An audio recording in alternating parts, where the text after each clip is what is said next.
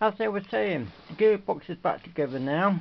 So I found the spring off another gearbox here, and that bit was broken, so I just made this bracket up on here, as you can see.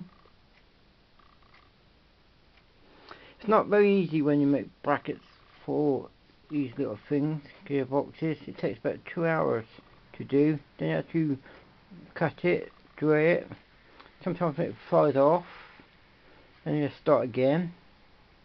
Then you may do the O wrong, put a drill in, and then the drill shakes. Then that's where you do it again. So actually, this is the third time lucky now I've done that. So there we are. So it's done. But then just make sure it doesn't don't touch the pulley at the top. So then you have to modify it all.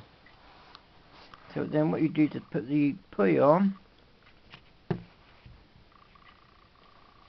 like that. Make sure there is clearance, which there is. I just done. If we have a look, screw on that side. There we are. You see the clearance in there? So that's done.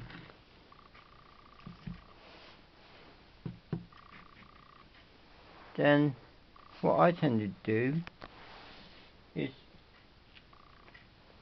keep one of these, then and make sure if that fits in that bracket there properly, if it comes in and out easy, or when it goes right in, then I flick over. Anyway, the gearbox is now finished. So that's how you maintain a gearbox and give it a full service right through. Anyway, thanks for watching. Bye.